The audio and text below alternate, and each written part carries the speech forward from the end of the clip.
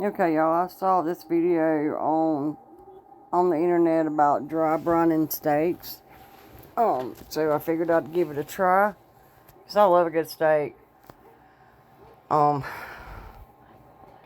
I wasn't real sure about this recipe because it calls for brining the steak with a lot of salt, and it said that the steak would not be salty, but it'd be really, really tender. So I figured, what the hey, let's give it a shot. So this is 2 chuck eye steaks. I wanted to really put the brining to the test. Um, so, but you rinse the steaks, you pat them dry, make sure all the moisture is off as best as you can, which is what I'm doing here. I'm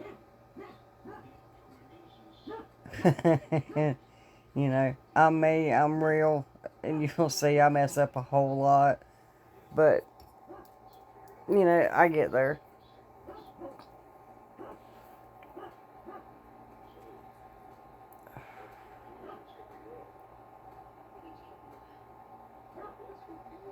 And then pat, pat, pat, pat.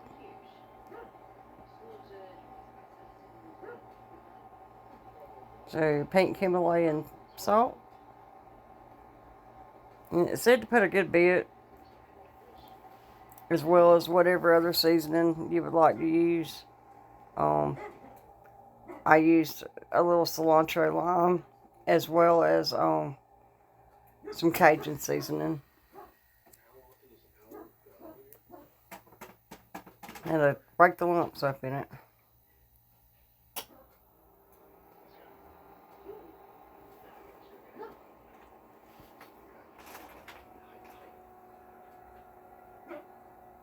There's the cilantro lime. And that stuff is really good in a lot of dishes.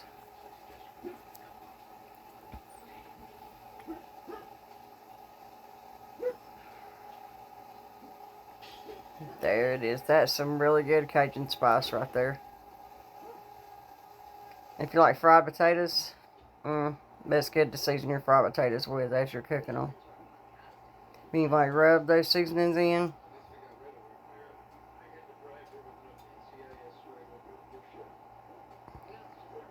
and flip them over and do the same on the other side. Making sure you get the ends all around the edges.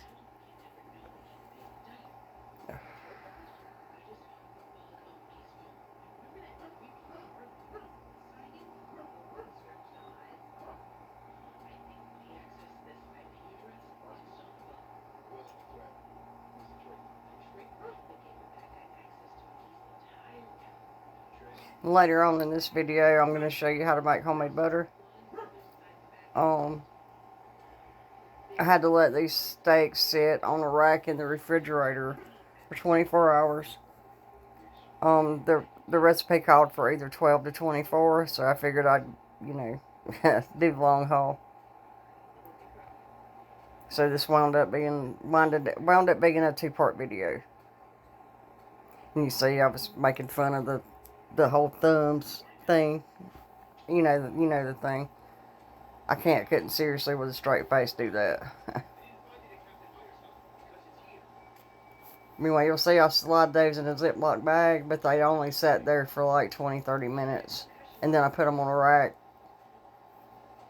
and let them sit in the refrigerator.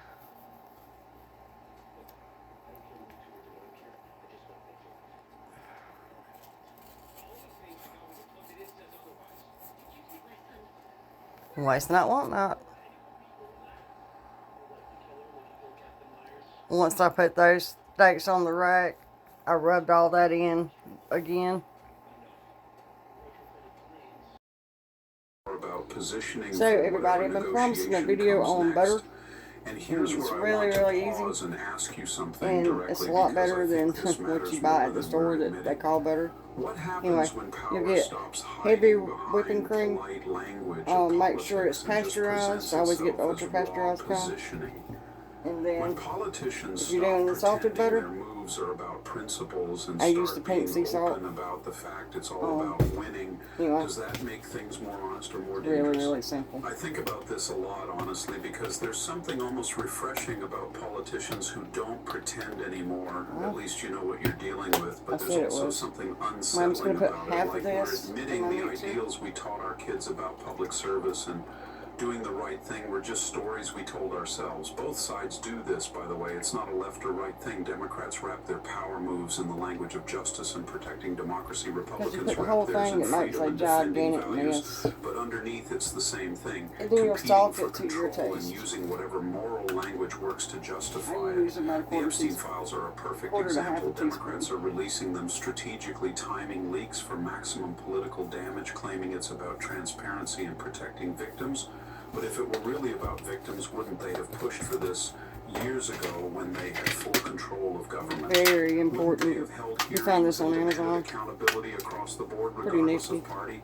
Instead, what we're seeing is selective outrage, release documents that mention Trump, redact ones that might hurt powerful Democrats or donors, frame it all as a moral crusade, while really it's just make sure about on medium and let it roll. And Trump's response, he calls it a hoax, dismisses the so while that's going, we should focus on what really matters to families, affordability, jobs, security. That sounds good too, right?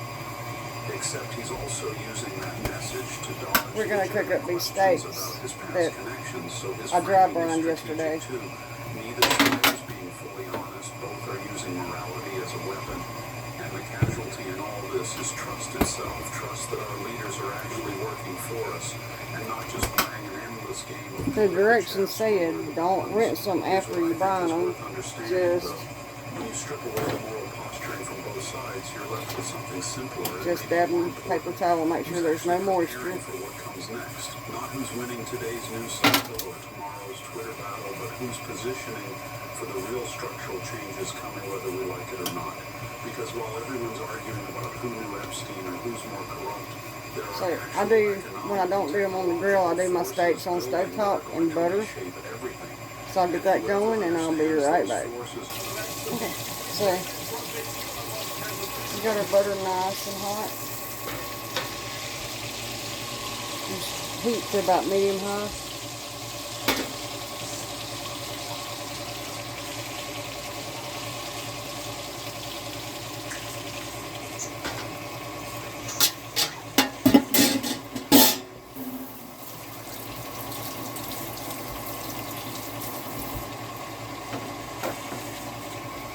And let's see if we can get a nice crust on them.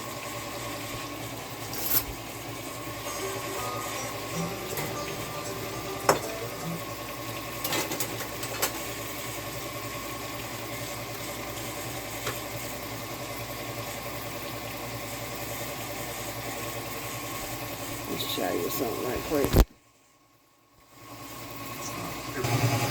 So if you have wanted to make whipped cream, right here, you would add some powdered sugar, let it mix, and then turn it off. But we're about halfway to homemade butter. Okay, so I have flipped them. And so far we've got a nice crust going on.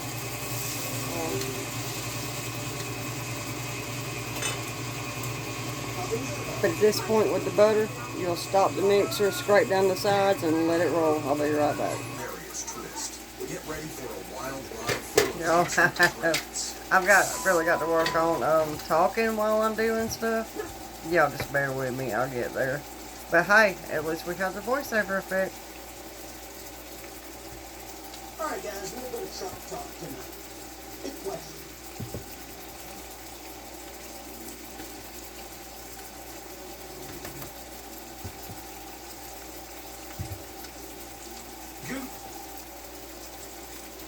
And if you know me, you know I'm always making some kind of mess somewhere or another.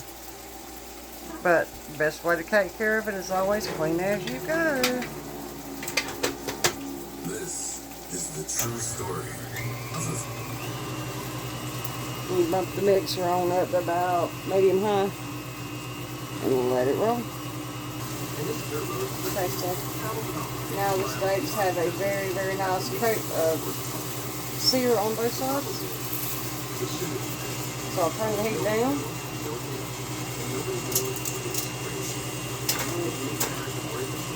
Let them go for a little bit. Of course. Yeah, I know my lid don't quite fit, but it does the trick. Now that the steaks have gone like 4 or 5 minutes on each side, we can take and pull them and let them rest.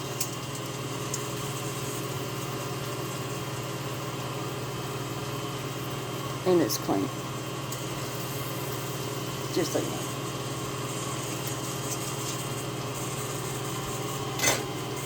And if you'd like to go a step further and make a homemade steak sauce, use the butter in the pan.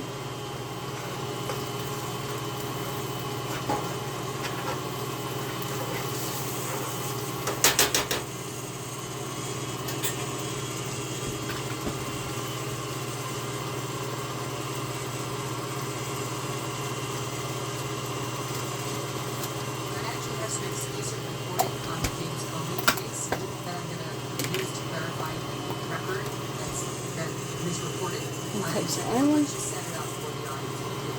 the acting U.S. Attorney for the Eastern District of Virginia, Lindsay Howard, was appointed by the DOJ, and she indicted Patricia James and also James Comey.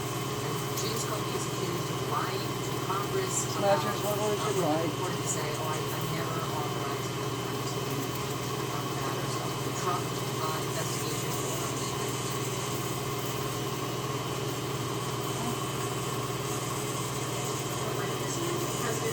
A little bit of bell pepper.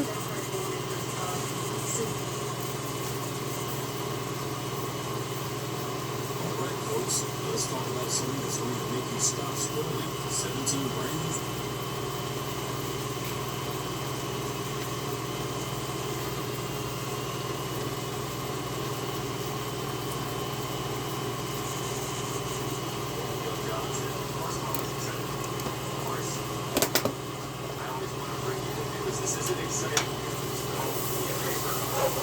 Don't chop my little acorns. Let's cook up till they're tender.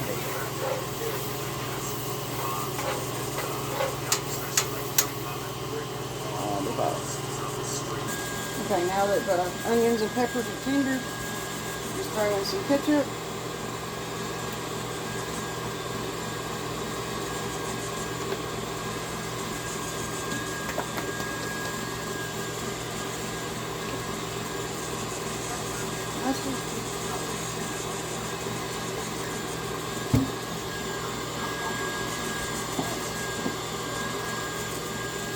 Cayenne pepper.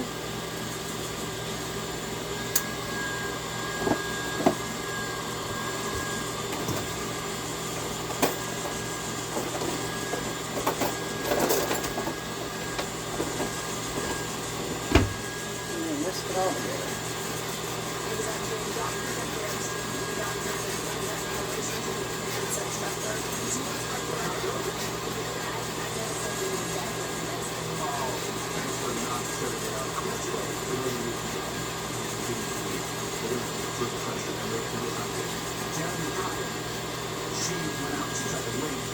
And you chop your steaks with it.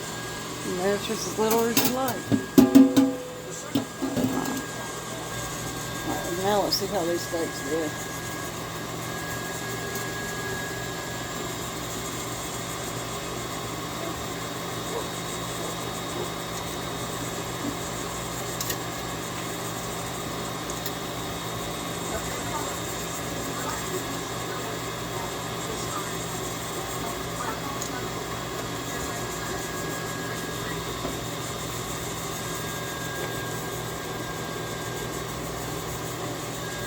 So it's a perfect medium.